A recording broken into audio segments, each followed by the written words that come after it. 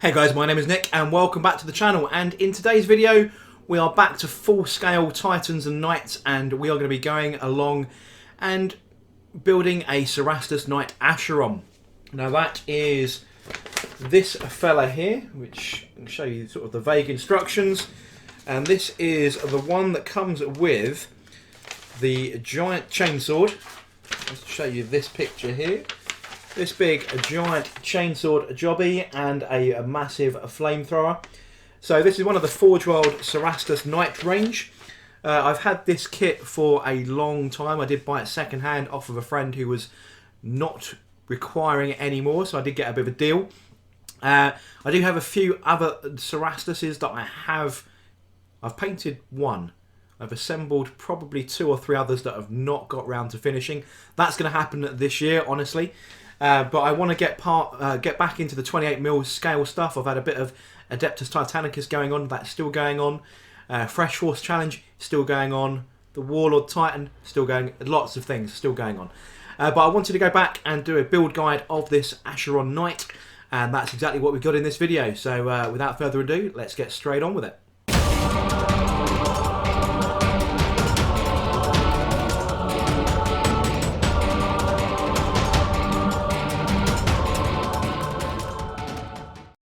Okay then, so here we go. The first thing you want to do with any Forgeworld kit is make sure you've got all the bits. So all I've done is remove all the injection moulds and giving it a basic clean at this stage. So no washing or anything like that. All I'm doing is making sure that everything is here. So what I'm going to do that is just compare that to the instruction sheet. Now this Knight Acheron was actually bought a very long time ago. One of my friends decided he didn't want it anymore, so I did buy it off him at a nice discount. So that means the instruction manual, I don't even know whether the instruction manuals have been updated for these Cerastus style knights. So it is the old school instruction manual, the really bad photocopies that you got. But they do still do a live layout of all the components. All I've done is try to replicate that in the space available, and then just make sure that everything is here. Because I did buy it second hand, I was going to be in a spot of bother should that not be the case. But fortunately, everything was here. I would have had to potentially replicate or try and get a friend of mine to clone a couple of pieces were they not here. But we're all good. So yeah, everything is here. Just have a quick pan around on the camera just to show you all the components that are required for this. You can see it's a lot more complicated than the Games Workshop build because there's a lot more flexibility in the pose. And I'm going to be going for quite an extreme pose on this build. So the first thing I'm going to do is build the main torso. I've got all the pieces here for the main torso. I've given them a bit more of a clean at this stage. So I've taken my scalpel and stuff, just scraped off all the injection points, any of the sort of the bad parts that you do get. So there are some misaligned or slightly misaligned or just non-perfect stuff because of the working of resin compared to plastic. There's a little bit of scraping to go on. Now, before you put any resin kits together, in fact any model really, the sensible advice is always test fit, so you know where all the joining mating surfaces are going to be that you're going to apply your adhesive to, and just sort of put everything together to make sure you know that it's a reasonably good fit. Now Forgeworld kits, they can be a bit funny. You can get the odd gap and so on that you're going to have to fill a bit later on, but this so far seemed to be pretty damn good. And a lot of those gaps that you do get, you'll lose those with the paint job. So wasn't overly fussed about this one, but anything that did sort of turn up, we can do better. Now the secret sauce, everyone knows that this is my favourite gear. It is JB World. I'm using the quick stuff here because I'm just fed up with everything taking 24 hours to dry. This stuff cures in about 5 to 10 minutes. It's not quite the same tensile strength as the full-blown JB World. But this will do because this isn't stupidly large load bearing. It's plenty strong enough on tensile strength to make sure that this knight is going to stay together and not fall apart. I do highly recommend this stuff. Anyone who watches my channel knows that this stuff is the daddy of adhesives. You can put it together with super glue and pins and so on, but this stuff I'm finding requires less pinning, if any pinning at all, just because it is so damn good. I'm going to try not to name drop too often because, you know, I'm not sponsored by them yet, but this is the good stuff. So we'll carry on and we'll start putting this stuff together. Now you do get a fully fashioned seat and interior detail. I'm not going to be painting any of that, so I'm still going to be putting the seat in and so on, because it does form an integral part of how that torso actually goes together. So although if you are going to be painting those insides at this stage, you're going to be wanting to do that now before you put this together. Otherwise you'll struggle to paint it, because the opening to get to it is pretty difficult. So just following the instruction manual as per normal. Always read the instructions. I may not be doing it in necessarily the same order, because I think they start the instructions with doing the legs. But I wanted to put together the torso stuff so I can work on the pose a little bit later on. So I tend to find when I'm building my knights, if I get the torso, because that is fixed, you can't do any kind of flexibility except maybe with the direction the head's looking in. Everything else is fixed. And the legs are what gives the model here the dynamic pose, or the dynamicism. Is that a word? Dynamicism? I'm not quite sure. But that's going to be the reason why I'm putting sort of all the fixed components together first, and then we can work on the exciting part, which is going to be the pose, and the movement you're going to get, which is going to be 100% achieved with the legs and with the arms. So just slapping this stuff on in the right spaces. As usual with this stuff, I put it on both mating surfaces, so this part and some of the other part, and then we're just good to go. Now I'm running this at I think I'm running this at 2 times speed, because it's putting stuff together. It's not that complicated, but I do want to show you the entire process that I go through when I'm putting this kit together.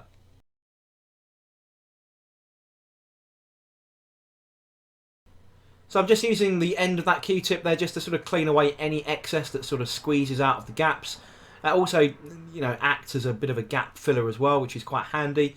But you don't want it to be smushed all over any of the external detail that you're going to be painting.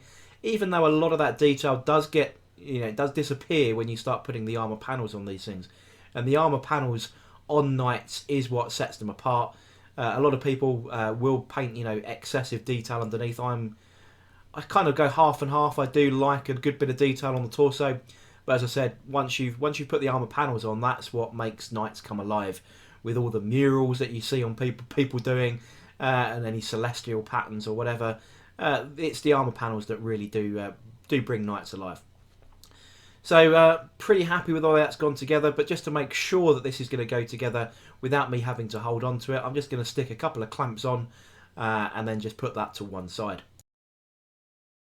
So just grabbing a couple of clamps out of the drawer, I've just got a couple of these sort of hand tighten ones. I think these sort of cover about sort of a 4 or 6 inch gap, but I'm just going to put them on the bottom there and on that top piece, and that will kind of do the job, right? So that'll just make sure even during sort of the fast curing time, I could have held that with my hands, but I don't need to. I want to get on with concurrent activity while that's beginning to cure. So while that's going on, we can take a look at the leg sections. This is where trying to get the pose right on these things so they don't look super static. They are kind of mobile fighting knights, and you just don't want them to look a bit boring.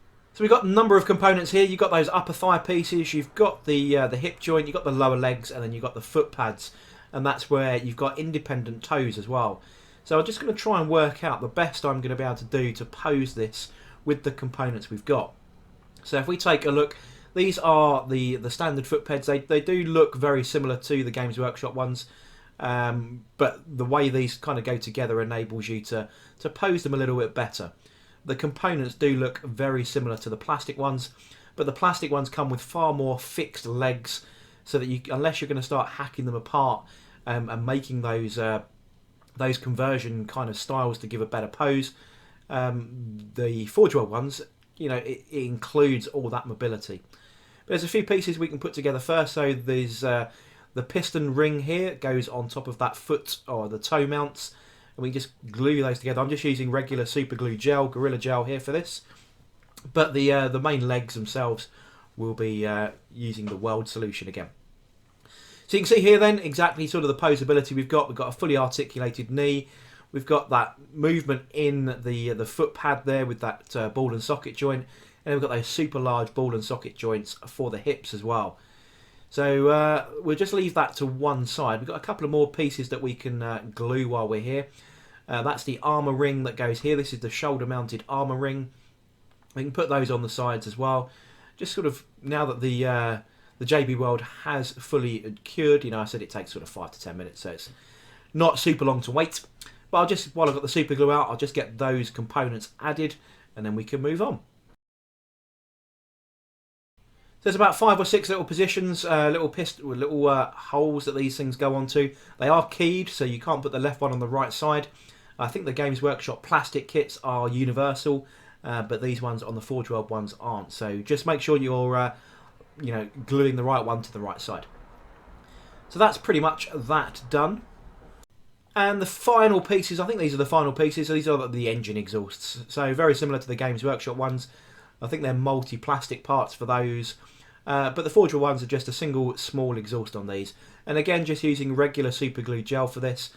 Trying to, when you've got these really small connection points, trying to use that weld solution, I think would actually make a bit more of a mess because it's not easily applied to this kind of accuracy, in my opinion. So, and this, there's no load-bearing weight here. It's just gluing these two components together. So just pushing that onto that side. There's another one to go on the other side. And we're pretty much there on the torso. Now the pose I want to achieve with this guy, he comes with this massive chainsword thing, which you can see on sort of the right-hand side of the screen here. It's and a large flamethrower. And I really want this guy looking like he's leaping into combat and sticking that chainsword where the sun doesn't shine. So to do that, I'm going to be going with quite an aggressive looking pose.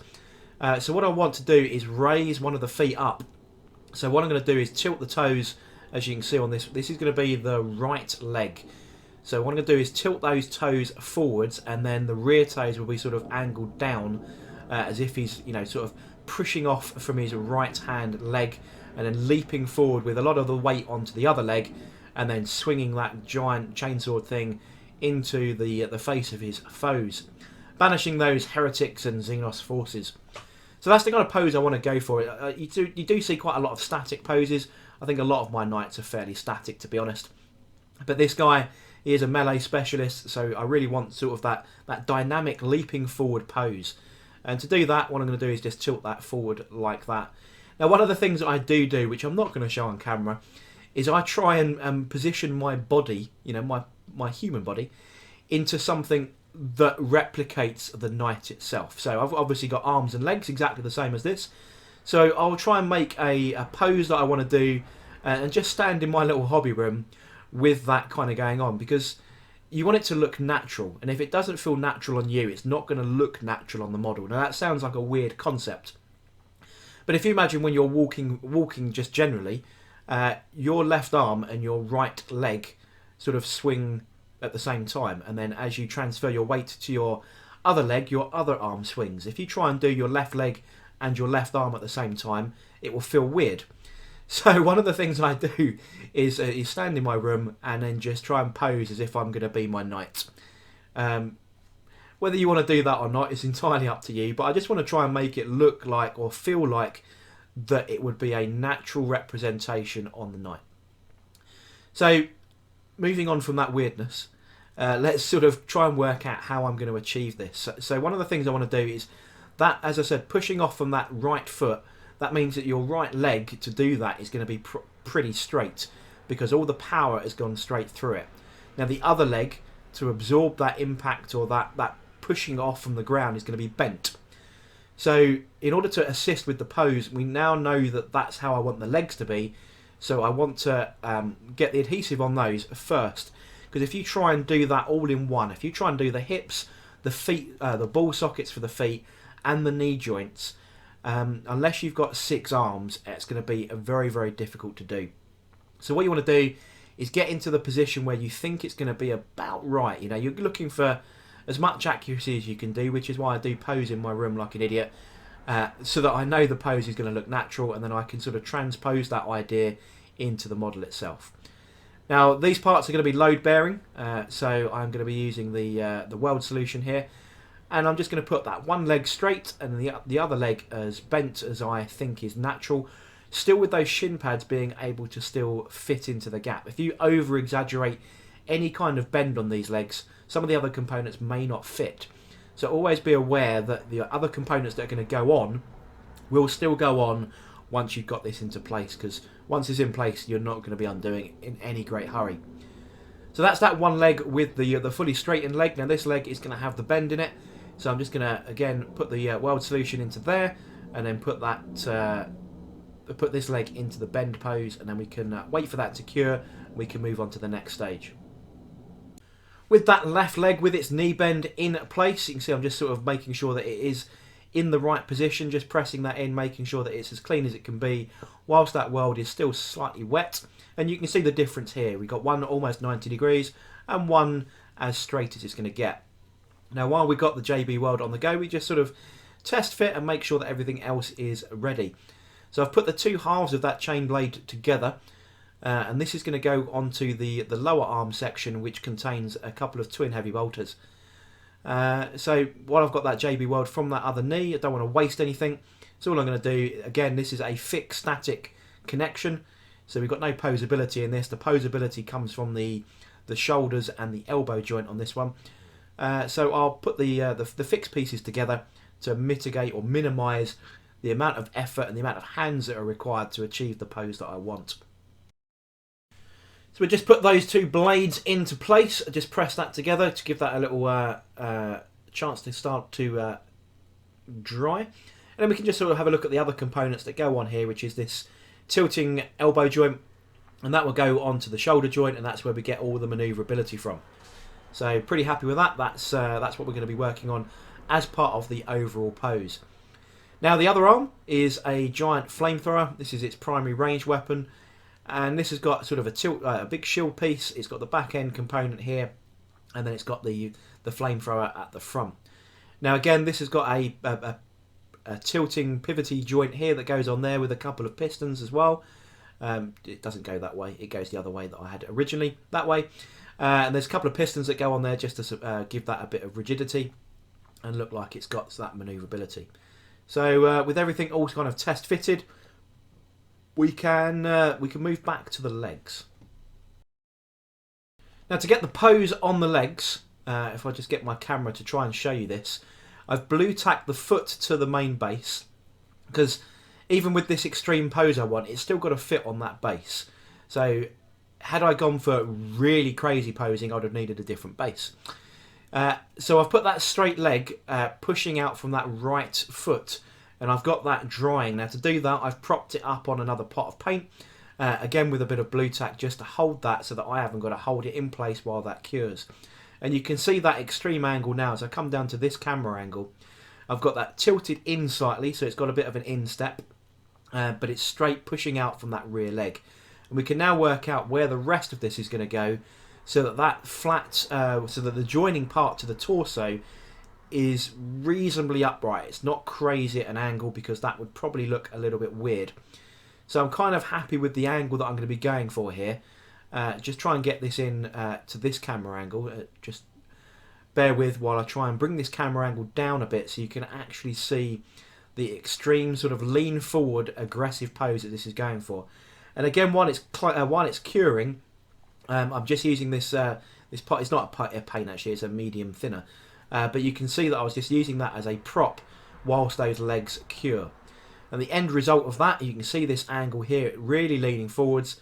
I've actually put the pistons and the hoses on at this stage again with a bit of super glue, but really what I've gone for is this sort of aggressive, pushing forward, leaning forward pose. Now that'll be completed with the angle of the weapons that I'll be going for as well, so you'll be able to see that a little bit later in the video. But just make sure, you know, it still fits on the base, which is the important bit. I was going to put some other stuff on the base as well, that it could be kicking off a bit of terrain. That's always another way to get a bit of dynamic pose out of this, you know, to raise legs up on, you know, crushing over tanks or infantry or whatever. But I'm going to be gluing it flat to the base like the others that I've got, but I'll be putting some detail on the base. So as I said, the other pistons have gone in there. You have to cut these pistons. They come with a full length piston rod, but just because they don't know what pose you're going to be going for, they give you an excess amount, and you just trim those to length. So that's the leg pose all sorted out, and you can see it does look quite aggressive as it is. So what I'm going to do now is just sort of not quite balanced. You can't balance that on with that angle, unfortunately. I'm going to have to glue that, but I don't want to glue that until after I've painted it. But what I want to do now is get the weapons in the right position. So we've got this left leg forward and right leg back, which means we're going to get the right arm forwards and the left arm back to counterbalance the movement. You know, imagine if you're about to take a leaping jump, you would be counterbalanced. So that's what I'm going to be looking to try and achieve now. So what I'm going to do is I want that body sort of tilted to the left, following its leading leg, and then I want that right arm sort of pushing, stretching forward into this thrusting, killing blow position. So I want to be able to do that so that I know roughly where these components are going to be, because I can't hold it like that and do the gluing. So I know that I need that sort of that lean angle like that, and then I just need to work out exactly whereabouts that upper arm is going to go so I can glue that as well. So just adjust the camera angle a little bit so you can see it. So you can see, to get that sort of forward momentum, you need to stretch that arm out as best you can. So that's what I'm kind of looking at here. So now that I've got that, I can take my magic adhesive and then put that on to the big chain fist arm. So with the chain fist arm, all I've done is left that bit loose here. So you can see I can still rotate that around, and that's going to help with the painting. But I want to make sure that everything else is okay. So just balancing on here, I appreciate the camera angle is a bit dodge. Let's try and sort the camera angle out as we go a bit up here. There we go. We got the camera angle a little bit higher so you can see this a little bit easier. So just going back to where we were then. So that chain fist or the chain sword thing, I want really sort of thrusting forward, head height, leaping forwards into the battle. And when that's sort of put on top of here, you kind of get the idea of what I'm going to be going for. So I hope that kind of makes sense if you're either following along or looking to achieve a similar effect. Now what we need to do is take the other arm and do kind of the opposite and push that backwards to try and counterbalance. So what I'll do is I'll put the rest of the flamethrower, it's going to be like that kind of angle is what I'm aiming for. I'll put the rest of that arm together and I'll show you the net effect in a couple of static pictures, because this was quite difficult to try and film and pose, but it's the same process as we just done for the other arm. So this is the net result. Now these are camera phone pictures, so their probably quality is not as good as usual, but I just wanted to show you the idea of how aggressive this guy is looking. Now the head and that armour are not glued, and those shoulder joints are not glued. I'm just blocking them out with a bit of blue tack so you can see the pose that I've got. And you can see the aggressive running forward, giving it some large melee action into the enemy. So that's kind of what I wanted to achieve in my mind. That's kind of what I've achieved with the build. So I hope you enjoyed following that along. So there we go then, guys. That is the Cerastus Knight Acheron built. As usual, all the armour panels left off for painting. There's not actually that many armour panels thinking about it. There's the shoulders, the groin panel, the torso cover, and the shin guards. So not too much to add on once we get into the painting of this guy. But I hope you enjoyed the video. Hope you learned something new. If you did, don't forget to like, comment, and subscribe. Should catch you guys on the next video.